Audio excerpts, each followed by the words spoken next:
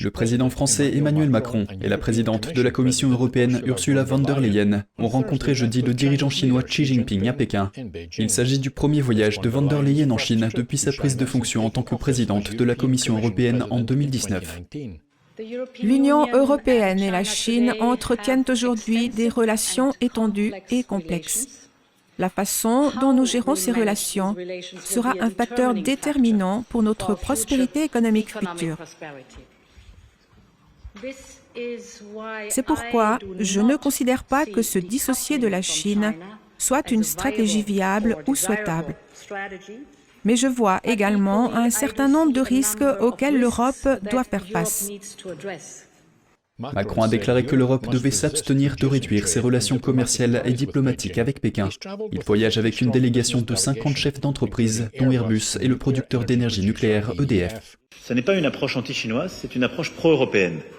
Et je pense que nous, Européens, on veut faire du commerce avec vous en respectant le fait que le président de la Chine a d'abord des déterminants pro-chinois. Et nous, on vient faire du commerce et on veut développer les choses, mais en ayant d'abord des déterminants pro-européens. Et au fond, l'Europe est un très grand marché, c'est une force, mais c'est aussi une puissance qui veut développer son industrie, qui veut pouvoir la protéger et protéger des secteurs clés. Macron et von der Leyen se sont rendus en Chine pour témoigner de l'unité européenne et soutenir l'Ukraine face à l'invasion russe. Von der Leyen a déclaré avoir averti la Chine de ne pas envoyer d'armes à la Russie. Je vais être très clair sur ce point. Armer tout agresseur est une violation flagrante du droit international.